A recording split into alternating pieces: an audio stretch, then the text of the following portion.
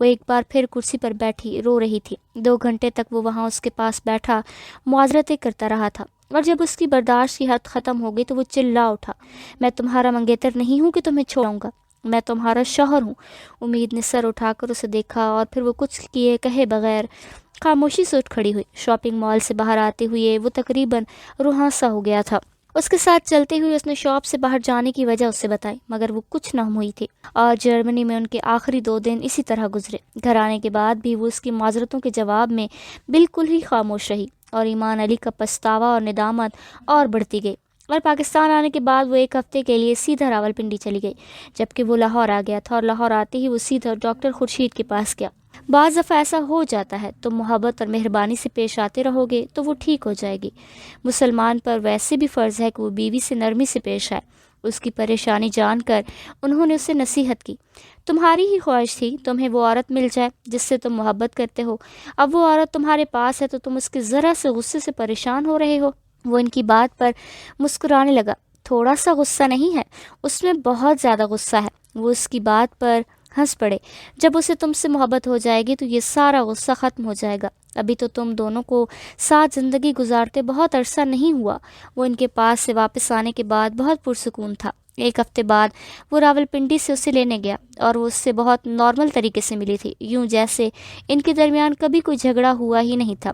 ایمان نے شکر ادا کیا تھا، ان کی زندگی بہت نارمل انداز میں گزر رہی تھی۔ امید کا رویہ عام طور پر ایسا نہیں ہوتا تھا جس پر اسے اعتراض ہوتا، مگر بعض اوقات جب وہ اپنے مخصوص ٹرانس میں چلی جاتی تھی تو ایمان کو تکلیف ہوتی، کیونکہ اس وقت وہ بہت تلخ اور اکھڑ ہو جاتی تھی۔ مگر ایسے لمحات میں بھی ایمان کو کبھی اس سے شادی پر پچھتاوا نہیں ہوا، کیونکہ اس سے شادی کر کے اس سے اپنی زندگی میں ایک سکون، ایک ٹھہراؤ محسوس ہوا، اس لیے وہ اس کے ان موڈ سوئنگز کو کبھی خراب نہیں ہوا، بہت خندہ پیشانی سے برداشت کر لیتا۔ ایسے ہی موڈ میں ایک دن امید نے بڑی تلخی کے ساتھ اس سے کہا، تمہیں پتہ ہے میں تم سے محبت نہیں کرتی، میں نے تم سے صرف شادی کی ہے، صرف زندگی گزار رہی ہوں تمہارے ساتھ، کیونکہ ایک گھر چاہیے ہوتا ہے، وہ مجھے تم سے مل گیا۔ وہ اس کی کڑواہٹ کو سکون کے ساتھ برداشت کر گیا۔ میں جانتا ہوں تمہیں بتانے کی ضرورت نہیں ہے۔ کیوں ضرورت نہیں ہے؟ مجھے بتانا چاہیے کہ مجھے تم سے۔ ایمان نے اس کی بات کاٹ دی۔ محبت نہیں ہے؟ کوئی بات نہیں، میں نے مطالبہ نہیں کیا کہ تم مجھ سے محبت کرو۔ وہ بالکل ساکت اسے دیکھتی رہی۔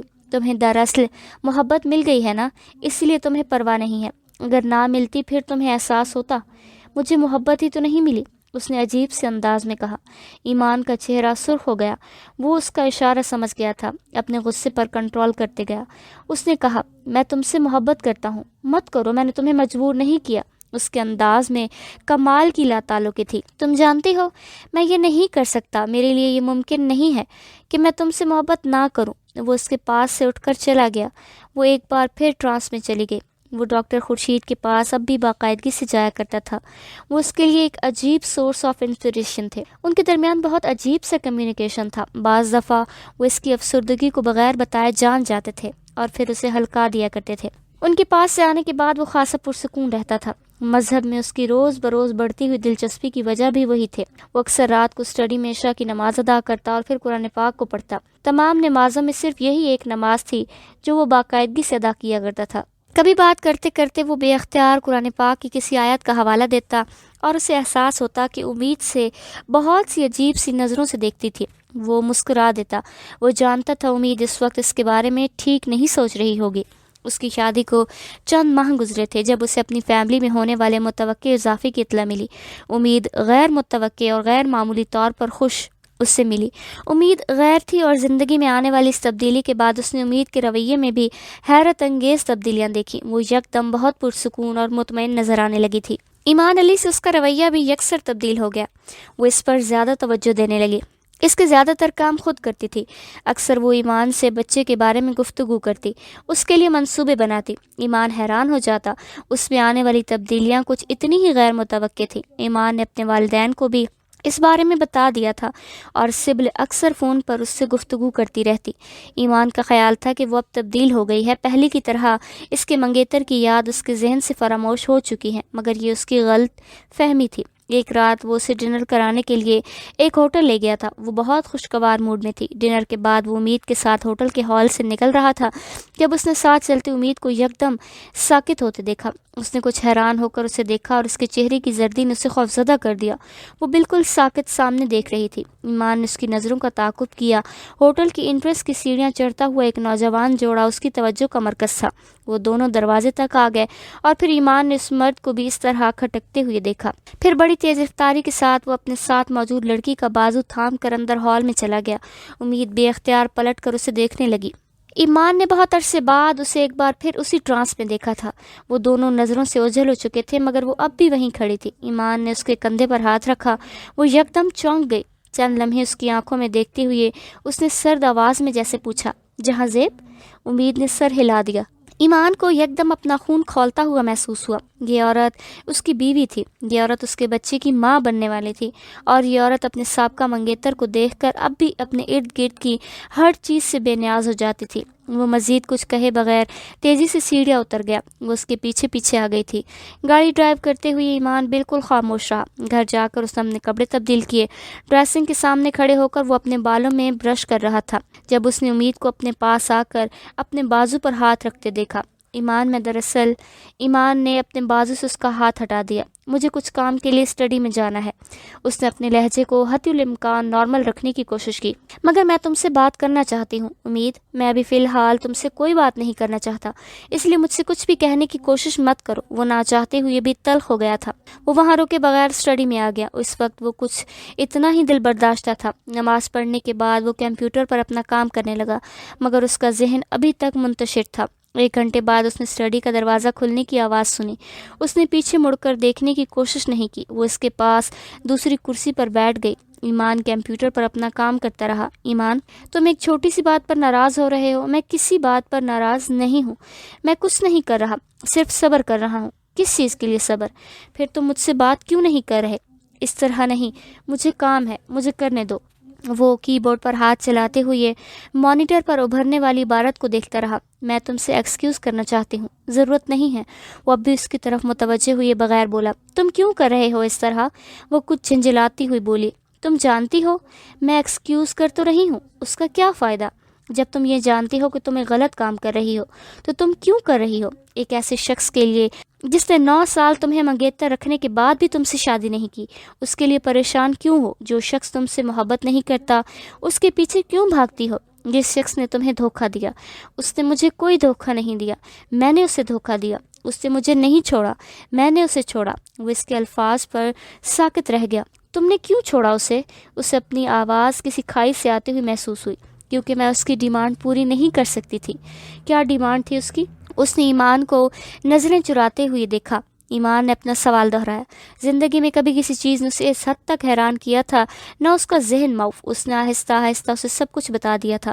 کس طرح اس نے جہاں زیب کے ساتھ جانے سے انکار کیا تھا، اس کے سارے احسانات، ساری مہربانیاں، ساری محبت کے باوجود کس طرح وہ ذہنی ابتری کا شکار ہو گئی۔ وہ بہتے آنسوؤں کے ساتھ اسے بتا رہی تھی اور وہ خالی ذہن کے ساتھ اسے دیکھ رہا تھا۔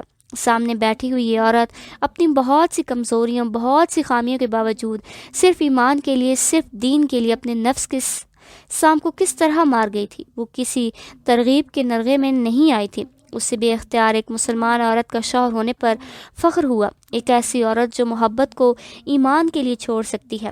تم نے جو کچھ کیا ٹھیک کیا، تمہیں یہی کرنا چاہیے تھا۔ تمہیں کوئی پچھتاوا نہیں ہونا چاہیے کہ اس نے تم پر احسان کیا ہے اور تم نے اس کا ایک مطالبہ تسلیم نہیں کیا۔ کسی کی کوئی مہربانی، کوئی احسان اور کوئی محبت اگر بدلے میں گناہ مانگے تو اسے اس طرح چھوڑ دینا چاہیے جس طرح تم نے چھوڑا۔ تمہاری دوستوں نے تم سے غلط کہا کہ تم نے بچی محبت کو کھو دیا۔ تم نے ایک ایسے خود غرض انسان سے چھٹکارا پایا جو تم کو جہنم میں لے جاتا، اور تمہاری دوستیں تمہیں ایک ایسے کام پر اکسا رہی تھیں جس پر اسلام حد نافذ کرتا ہے، جس کے کرنے والے کو سنگسار کیا جاتا ہے۔ تم نے محبت اور ایمان میں سے ایمان کا انتخاب کیا، ٹھیک کیا۔ اس نے امی کے دونوں ہاتھ اپنے ہاتھوں میں لیتے ہوئے، مگر وہ مجھے یاد کیوں آتا ہے، میں اسے بھول کیوں نہیں جاتی؟ وہ بری طرح بلک رہی تھی۔ تم کوشش کرو گی تو اسے بھول جاؤ گی۔ میں کوشش کرتی ہوں مگر میں نہیں جانتی مجھے کیا ہو جاتا ہے۔ شاید میں نارمل نہیں ہوں ایمان۔ میں چاہتی ہوں میں ماضی سے پیچھا چھڑا لوں، کم از کم اب تو میں سب کچھ نئے سرے سے شروع کرنا چاہتی ہوں، مگر ایسا نہیں ہو پاتا۔ وہ بالکل بے بس نظر آ رہی تھی۔ وہ اسے تسلیاں دینے لگا۔ اس رات اسے سلیپنگ پلز کی مدد سے سلانے کے بعد وہ خود اسٹڈی میں بیٹھا اس کے انکشاف کے بارے میں سوچتا رہا۔ چند دنوں کے بعد ڈاکٹر خورشید نے اس سے کہا کہ وہ اب اپنے مذہب کی تبدیلی کے بارے میں اپنے عزیز و اقارب اور کمپنی کو بتا دے اور اپنے کاغذات میں اپنا نام تبدیل کروائے۔ اس نے ان کی بات پر سر جھکا دیا۔ وہ خود بھی اب یہی چاہتا تھا۔ اپنے بچے کی پیدائش سے پہلے وہ چاہتا تھا کہ سب اس کے نئے نام اور مذہب سے واقف ہوں تاکہ بچے کے لیے کوئی مسئلہ نہ ہو۔ اس نے اپنی کمپنی کے ڈائریکٹر کو تحریری طور پر اپنے نام اور مذہب کی تبدیلی سے آگاہ کر دیا تھا، اور یہ جیسے سب کے لیے ایک بڑے شوق کے طور پر سامنے آیا تھا۔ اس سے ملنے والی پروموشن روک لی گئی تھی اور اسے پہلے ہی اس بات کی توقع تھی۔ مذہب کی تبدیلیاں ایک ایسا عمل تھا جس سے اس کی کمپنی کے انتظامیہ کو یہ محسوس ہوا کہ اس کی وفاداریاں متاثر ہوں گی۔ ریجنل چیف نے اس سلسلے میں اس سے لمبی چوڑی بات کی اور کمپنی کے انتظامیہ کا موقف اس کے سامنے پیش کر دیا۔ وہ اگر اپنا موقف بیان نہ بھی کرتے تو بھی وہ اچھی طرح اس حقیقت سے آگاہ تھا کہ یہ کمپنی امریکن یہودیوں کے سرمایے سے چل رہی تھی۔ کسی مسلمان کو وہ اتنے بڑے عہدے پر کبھی نہ ہلاتے۔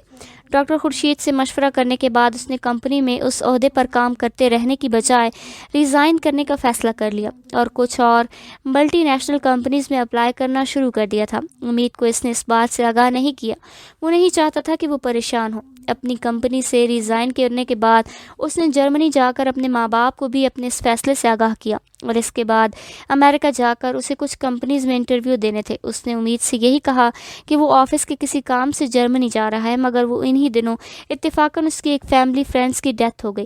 ایمبیسی سے اس نے امریکہ کا ویزا مذہبی رسومات میں شرکت کا بتا کر لیا، کیونکہ اس طرح اسے فوری طور پر ویزا مل گیا تھا۔ اس سے پہلے اس کا خیال تھا کہ وہ جرمنی میں قیام کے بعد وہیں سے ویزا لے کر امریکہ چلا جائے گا، کیونکہ اس کے پاس جرمنی کی شہریت تھی، مگر پھر اپنے والدین سے بات کرنے کے بعد اس نے پہلے جرمنی ہی جانے کا فیصلہ کیا تھا۔ اس نے سوچا تھا کہ وہ وہاں سے اپنے والدین کے ساتھ امریکہ چلا جائے گا، اور امریکہ جانے سے اسے اپنے والدین کو اپنے مذہب کی تبدیلی کے بارے میں بھی بتانا تھا۔ یہ ایک اتفاق ہی تھا کہ ایئرپورٹ پر اسے سمانتھا مل گئی۔ وہ اپنی جاب چھوڑ کر پاکستان سے واپس جا رہی تھی۔ فلائٹ میں وہ اس کے ساتھ رہی۔ ایمان کے والدین کے لیے اس کے مذہب کی تبدیلی ایک شوق تھا۔ یہودی یا عیسائیت ہونے کی توقع رکھتے ہوئے بھی وہ کبھی نہیں سوچ سکتے تھے کہ وہ مسلمان ہو جائے گا، اور پھر مذہب کا انکشاف اس نے تقریباً پوری فیملی کے سامنے کر دیا۔ پیٹرک کا خاص طور پر غم و غصے سے برا حال تھا۔ وہ اپنی فیملی کے سامنے بالکل بے وقت ہو کر رہ گیا تھا۔ ایک اعلیٰ نسب یہودی کا بیٹا مسلمان ہو جائے تو پھر اس کے پاس باقی کیا بچتا ہے؟ اس کی فیملی نے اسے مجبور کیا تھا کہ وہ ایمان علی کو اسلام چھوڑنے پر آمادہ کریں، یا پھر ایمان سے قطع تعلق کر کے۔ پیٹرک اور سبل نے ایمان کو بری طرح مجبور کیا تھا، ڈرا کر، دھمکا کر، جذباتی طور پر بلیک میل کر کے، مگر وہ اپنی بات پر اڑا رہا۔ پیٹرک کو اب احساس ہوا کہ اس نے انہیں اس طرح اچانک گھر کا تحفہ کیوں دیا تھا۔ یقیناً وہ یہی چاہتا تھا کہ جب وہ انہیں اپنے اسلام قبول کرنے کے بارے میں بتائے تو وہ کوئی اعتراض نہ کریں، مگر یہ بات ان کے لیے جب ان دونوں کو بہت سمجھانے پر بھی اپنی بات پر جمع رہا تو پھر انہوں نے اس سے کہا کہ وہ اسلام چھوڑ دے یا پھر ہمیشہ کے لیے انہیں چھوڑ دیں۔ ایمان علی نے انہیں اپنی بات سمجھانے کی بہت کوشش کی، مگر وہ دونوں بھی اس کی طرح اپنی بات پر ڈٹے رہے۔ اسے اپنی فیملی کا رد عمل دیکھ کر اپنے ماں باپ سے اس بات کی توقع نہیں تھی۔ اپنے ماں باپ کے لیے گھر خریدتے ہوئے بھی وہ جانتا تھا کہ یہ تحفہ اس کی طرف سے اس کے قابل قبول نہیں تھی۔ والدین کے لیے آخری تحفہ ہو سکتا ہے۔ وہ یہ بھی جانتا تھا کہ اس کے لیے والدین سے الگ ہونا بہت تکلیف دہ ہے، اور صرف اس کے لیے ہی نہیں، اس کے والدین کے لیے بھی اکلوتی اولاد سے اس عمر میں اس طرح مکمل طور پر الگ ہو جانا بہت مشکل تھا، مگر اس کے پاس کوئی دوسرا راستہ نہیں تھا۔ وہ خود کو پہلے سے اس کام کے لیے ذہنی طور پر آمادہ کر چکا تھا، مگر اس کے باوجود جرمنی سے امریکہ جاتے ہوئے اسے بہت زیادہ ڈپریشن تھا۔ امریکہ میں اس نے ان کمپنیز میں انٹرویوز دیے جہاں وہ پچھلے کچھ عرصے سے اپلائی کر رہا تھا۔ چند دن انٹرویوز میں مصروف رہنے کے بعد ایک شام وہ پیدل قریبی مارکیٹ کے لیے نکلا۔ اسے یہ اندازہ نہیں ہو پایا کہ اس کا تعاقب کیا جا رہا ہے۔ چند سے عوام نے یکدم اسے رستے میں روک لیا۔ گن کے تمام جیسے اس کے سر کے پچھلے حصے میں لگائی گئی ضربوں نے اسے ہوش و حواس پاس ایک ایسی کوئی چیز نہیں تھی جس سے اس کی شناخت ہو سکتے۔ اس سے بچنے کی کوشش کی تو ان لوگوں نے اسے بری طرح پیٹا ریوالور سے۔ ہفتے کے بعد جب اسے ہوش آیا تو وہ ہاسپٹل میں تھا۔ اس کے ہوش میں آنے کا انتظار کر رہے تھے، مگر ہوش میں آنے کے بعد وہ کئی دنوں تک رابطے کے لیے نمبر نہیں بتا سکا تھا۔ آہستہ آہستہ وہ ٹھیک ہوا، اور تب اس نے سوچا کہ امید کو اس حادثے کی اطلاع دینا ہے۔ کہ وہ خواہ مخواہ پریشان ہوگی۔ ہاسپٹل سے ڈسچارج ہونے کے بعد پاکستان فون کیا، مگر اسے پتہ چلا کہ امید راولپنڈی جا چکی ہے۔ اس نے کچھ دن اور امریکہ میں گزارے اور اسی دوران کمپنی سے اسے جاب کی آفر آ گئی۔ وہ مطمئن ہو کر واپس پاکستان آ گیا۔ راولپنڈی میں امید کے رونے نے اسے حیران کیا۔ وہ آہستہ آہستہ یہ حیرانی پریشانی میں تبدیل ہونے لگی۔ وہ اندازہ کر سکتا تھا کہ اس کے باہر جا کر رابطہ ختم کر دینے پر وہ پریشان اور ناراض ہوگی، مگر وہ نہیں جانتا تھا کہ وہ اس طرح کے رویے کا مظاہرہ کرے گی۔ وہ اسے بتانا چاہ رہا تھا کہ وہ اس کے ساتھ کیا ہوا، مگر وہ کچھ سننے پر تیار ہی نہیں تھی۔ لاہور آنے کے بعد بھی اس کا رویہ تبدیل نہیں ہوا۔ وہ لاہور پہنچ کر بھی اپنے کچھ کام نپٹانے گھر سے باہر چلا گیا۔ جب وہ واپس آیا تو گیٹ پر بہت بار ہارن دینے کے باوجود بھی گیٹ نہیں کھلا۔ وہ کچھ پریشان ہو گیا۔ اس سے پہلے کہ وہ خود اتر کر گیٹ کھولنے کے لیے آتا، گھر کے اندر جانے پر اس نے ملازم کو بھی وہاں نہیں پایا۔ امید نے اس سے کہا کہ وہ اسے بھیج چکی ہے۔ اسے امید کی حرکات کچھ عجیب لگی تھیں، مگر اس نے زیادہ غور نہیں کیا۔ اندر بیڈ روم میں آ کر اس نے اپنے سارے گلز کمرے کی کارپٹ پر پھیلے ہوئے دیکھے۔ اس کی رنجیدگی میں کچھ اور اضافہ ہوا۔ اس نے کارپٹ پر سے تمام چیزیں اٹھائیں اور پھر انہیں ڈریسنگ روم میں رکھ دیا۔ وہ روز رات کو ریوالور چیک کر کے رکھا کرتا تھا۔ اس رات بھی اس نے اپنے معمول کے مطابق دراز میں ریوالور نکالنا چاہا، مگر ریوالور وہاں نہیں تھا۔ باری باری اس نے اپنے تینوں دراز دیکھے، مگر ریوالور کہیں بھی نہیں تھا۔ اسے خیال آیا کہ ہو سکتا ہے امید نے ریوالور کہیں اور رکھا ہو، مگر امید سے پوچھنے پر اس نے صاف انکار کر دیا۔ وہ اس کے انکار پر ہکا بکا رہ گیا۔ اگر ریوالور امید نے نہیں اٹھایا تو پھر ریوالور کہاں جا سکتا تھا؟ اس کے تشویش میں ایک بار پھر اضافہ ہو گیا۔ پھر اس نے یہ سوچ کر ہر جگہ ریوالور ڈھونڈنا شروع کیا کہ شاید وہ کہیں اور رکھ کر بھول گئی ہے، مگر تمام الماریاں دیکھنے کے بعد بھی اسے ریوالور نہیں ملا۔ اس کی پریشانی میں یہ سوچ کر اضافہ ہو رہا تھا کہ امید یہاں اس کی عدم موجودگی میں اکیلی تھی۔ اگر کچھ ہو جاتا اور اسے ریوالور کی ضرورت پڑتی تو پھر کیا ہوتا؟ مگر امید اس سے بالکل پریشان نظر نہیں آ رہی تھی۔ وہ بالکل بے فکر تھی۔ اس نے اس کی لاپرواہی کا احساس دلانے کی کوشش کی۔ جھوٹا، فراڈ اور گنہگار کہہ رہی تھی۔ وہ جھگڑنے لگی۔ وہ اس کی باتیں سن کر حیران رہ گیا۔ وہ پاکستان آیا تھا، اس کے ماضی کے حوالے سے طنز کر رہی تھی۔ اس کی باتوں کے رد عمل میں وہ بھی اس میں ذہنی طور پر کسی تکلیف سے گزرنا اس کے لیے اچھا نہیں ہوگا۔ نہ چاہتے ہوئے بھی اس نے امید وضاحت پیش کی۔ اس کی چھٹی حس یکدم اسے کسی خطرے سے آگاہ کرنے لگی۔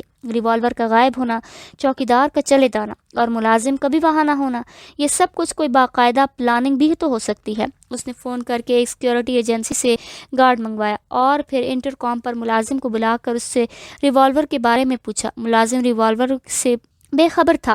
ایمان کی پریشانی میں کچھ اور اضافہ ہوا۔ اس نے ملازم کو واپس بھیج دیا۔ گارڈ کے آنے کے بعد اس نے اندرونی دروازہ بند کرنے سے پہلے پورے گھر کو اچھی طرح چیک کیا۔ کہیں بھی کوئی غیر معمولی چیز نہیں تھی۔ اچھی طرح دروازہ لاک کرنے کے بعد اس نے کچن میں جا کر کچھ کھایا اور پھر اسٹڈی میں چلا گیا۔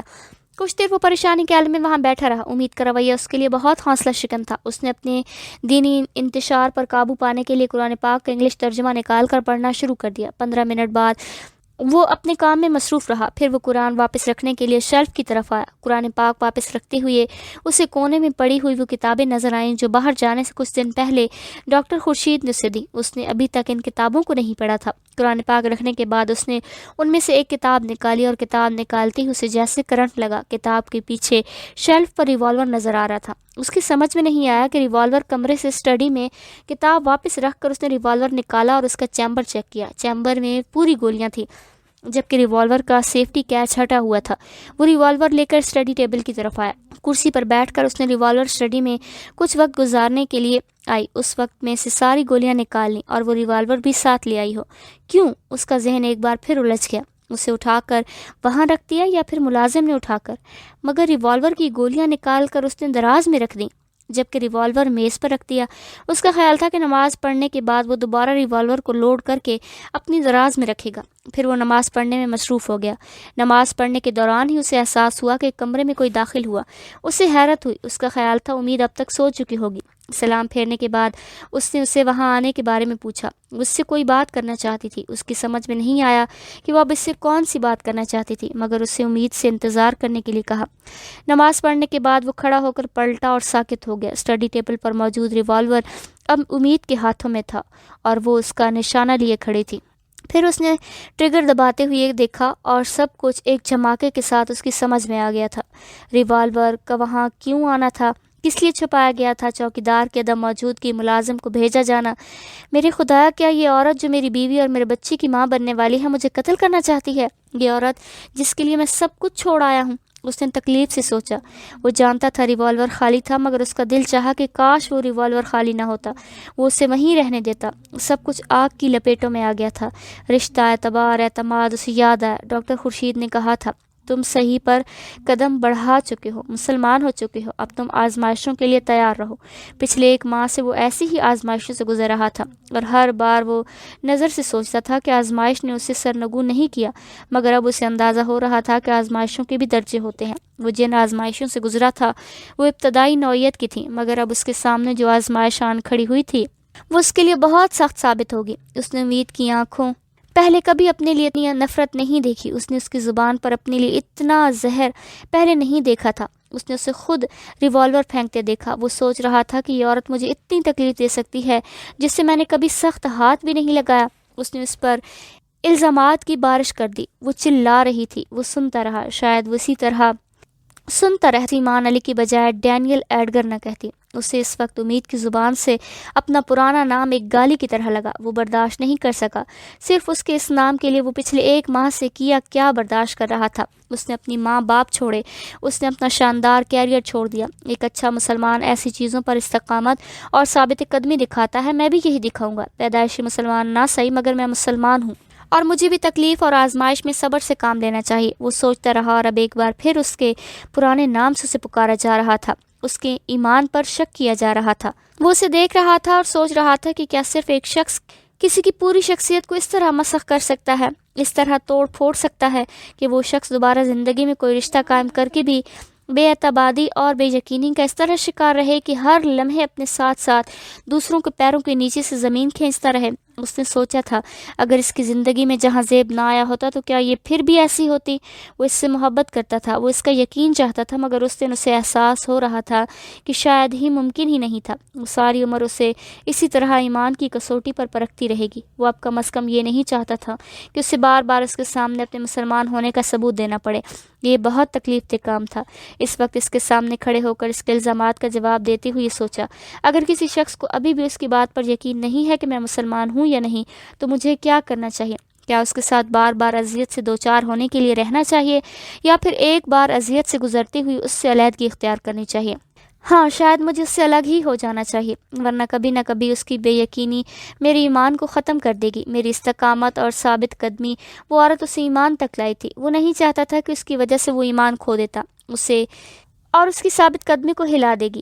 پھر ایک بار پھر فیصلہ کرنے میں چند منٹ لگے۔ اس نے امید کو اختیار دے دیا کہ اس بار وہ انتخاب کر لے۔ وہ اسٹڈی سے نکل کر کچن میں آ گیا۔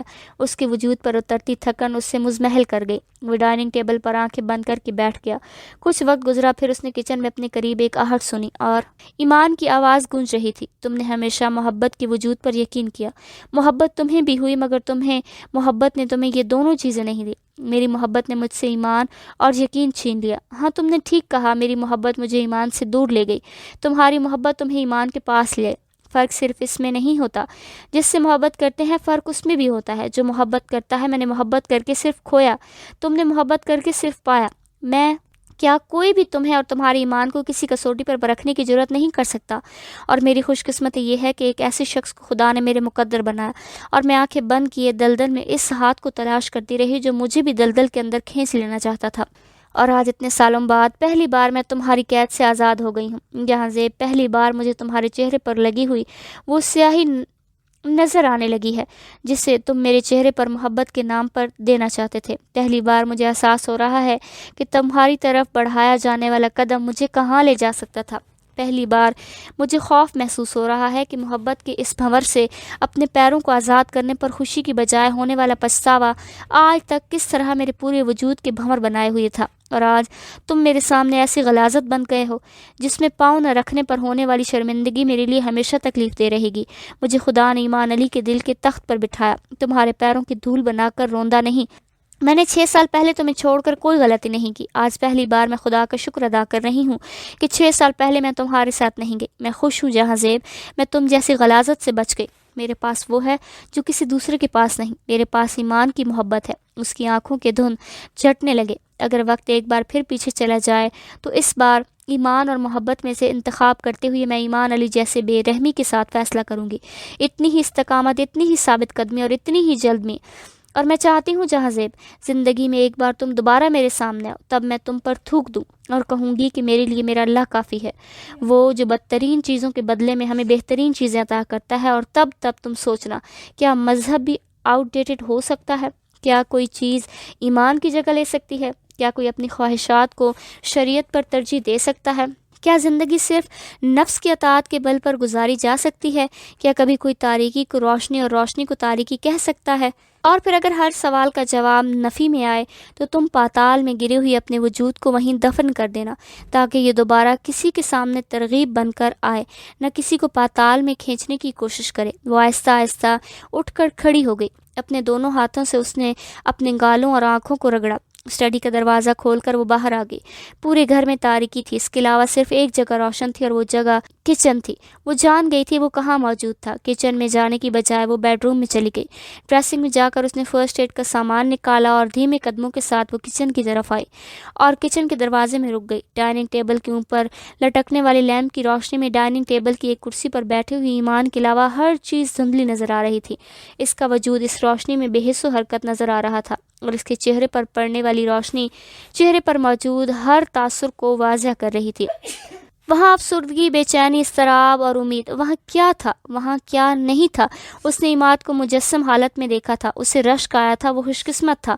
اسے حسد ہوا، وہ منتخب لوگوں میں سے تھا۔ اسے فخر ہوا، یہ خوش قسمت منتخب شخص اس کے مقدر میں تھا۔ وہ بے اختیار آگے بڑھ آئی۔ وہ آنکھیں بند کیے کیسے کرسی کی پشت سے ٹیک لگائے بیٹھا رہا۔ ایمان علی کو اپنے چہرے پر ہاتھ کے لمس کا احساس ہوا۔ چند لمحوں کے لیے اس کا جسم تن گیا، پھر جیسے سکون اور سرشاری کی ایک لہر اس کے وجود میں دوڑ گئی۔ اس نے آنکھیں نہیں کھولیں۔ وہ بڑی نرمی اور ملامت سے اس کا زخم صاف کر رہی تھی۔ اس کی کنپٹی سے نیچے بہنے والے خون کو روئی کے ساتھ گردن تک صاف کر رہی تھی۔ اب وہ زخم پر موجود بال کاٹ رہی تھی۔ ایمان ایک دم ہی جیسے بہت پرسکون ہو گیا۔ سر میں ہونے والی تکلیف ختم ہو گئی، ہر تکلیف ختم ہو گئی۔ اس کے ہاتھوں کے لمس میں جادو تھا۔ وہ اس کی بینڈیج کر چکی تھی، مگر اب بھی اس طرح اس کے سر پر ہاتھ رکھے پاس کھڑی تھی۔ چند لمحے اور گزرے اور پھر اس نے اپنے گال پر پانی کے چند قطرے گرتے محسوس کیے۔ اس نے آنکھیں نہیں کھولیں۔ وہ جانتا تھا یہ پانی نہیں تھا، آنسو تھے۔ اپنے آنسو کسی دوسرے کے گال پر بہنے لگیں تو کیا ہوتا ہے، وہ سوچ رہا تھا۔ کیا یہ پھر، مگر کیوں؟ اور اب مجھے کیا کرنا چاہیے؟ پھر اسے یاد آیا ڈاکٹر خورشید نے کہا تھا ہمارا ہر عمل اللہ کے لیے ہونا چاہیے۔ ہماری دوستی، ہماری دشمنی، ہماری محبت، ہماری نفرت اپنے لیے کچھ نہیں ہونا چاہیے۔ اور میں اگر اللہ کے لیے اس کی ساری غلطیاں معاف کر دوں، اسے ایک بار پھر یقین اور ایمان کی زمین پر پیر جمانے کا موقع دوں، تو اگر اللہ نے زندگی میں اس کے ایک عمل کے لیے اسے اتنی چیزوں سے نواز دیا ہے، تو کیا میں ایک بار پھر اسے اپنی محبت کے طور پر؟ اس نے سوچا تھا۔ وہ مسکرایا، اس نے اپنے دل کو تولا۔ اس سے حیرت نہیں ہوئی، اس کے دل میں اب بھی وہی عورت تھی اور وہیں تھی جہاں پہلے دن کھڑی تھی وہ۔ ہاں، یہ معافی ہم دونوں کی آزمائش ختم کر سکتی ہے۔ یہ چند لمحوں کا اصرار اور عرض بہت سے رشتوں کو مضبوط بنا سکتی ہے۔ اور پھر اب جب ہم زندگی میں ایک نئے رشتے سے آشنا ہونے والے ہیں، یہ ضروری ہے کہ میں اس پر مہربانی کروں۔ ایک پارسا عورت اتنی کی مستحق ہوتی ہے کہ اس کی زیادہ غلطیوں کو معاف کر دیا جائے۔ ایمان کے لیے آ سکتے ہیں، اس نے بھی اس طرح سرگوشی میں کہا، اور محبت کے لیے؟ امید نے اسے کہتے سنا، اب نہیں۔ وہ کیا پوچھ رہا تھا وہ جانتی تھی۔ وہ خاموش رہا، اس کے چہرے پر نظر جمائے وہ ہر نقش کو غور سے دیکھ رہی تھی۔ ڈائننگ ٹیبل کے سامنے کھلی کھڑکی سے تیز ہوا کا ایک جھونکا اندر آیا۔ ڈائننگ ٹیبل کے اوپر لٹکنے والا آرائشی لیمپ فضا میں لہرانے لگا اور اس کے چہرے پر لہراتی تیز اور مدھم ہوتی روشنی کو دیکھنے لگی۔ لیمپ آہستہ آہستہ جھول رہا تھا۔ خاموشی اور روشنی عجیب سے رقص میں تھی۔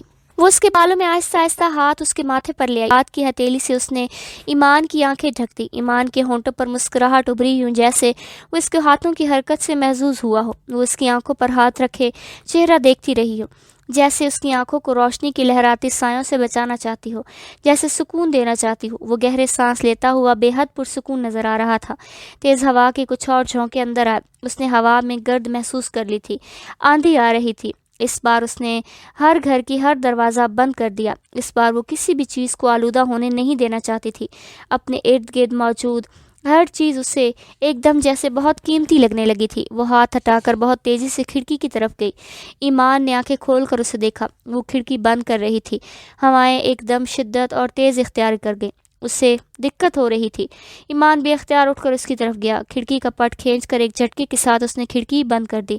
باہر لان میں سے اٹھنے والی ہوا کا ایک بگولا اپنے ساتھ لیے ہوئے پتوں اور مٹی کے ساتھ کھڑکی کی شیشوں سے ٹکرایا۔ مٹی اندر نہیں آ سکی، کھڑکی کی شیشوں سے مٹی اور پتھر ٹکراتے ہوئے نیچے گر رہے تھے۔ مٹی امید نام آنکھوں کے ساتھ مسکراتے ہوئے سحر زدہ ہی کھڑکی سے ٹکرانے والے پتوں اور مٹی کو دیکھ رہی تھی۔ وہ ایک دم خود کو بہت محسوس کرنے لگا۔ باہر سے آنے والی گندگی اندر نہیں آ سکی، اس بار کوئی آلودگی اندر آ ہی نہیں سکتی۔ اس بار ایمان اور امید ایک ساتھ کھڑے تھے۔ اس نے مسکراتے ہوئے سوچا۔ ایمان برگرفتاری سے کچن کی دوسری کھڑکیاں بند کر رہا تھا۔ اس نے پلٹ کر اسے دیکھا اور وہیں کھڑی رہی۔ مجھے یہ موسم پسند نہیں ہے، اتنی مٹی، ہر وقت کا طوفان۔ اب پھر صبح سارا گھر صاف کرنا پڑے گا، سارا دن ضائع کرے گا۔ میری سمجھ میں نہیں آ رہا کہ یہ کھڑکیاں کیسے کھلی رہنے دے۔ پتہ نہیں کس کس کمرے کی کھلی ہوں گی اور پتہ نہیں کہاں کہاں سے مٹی اندر آ رہی ہوگی۔ وہ اب بولتے ہوئے کچن سے نکل رہا تھا، وہ مسکرا رہی تھی۔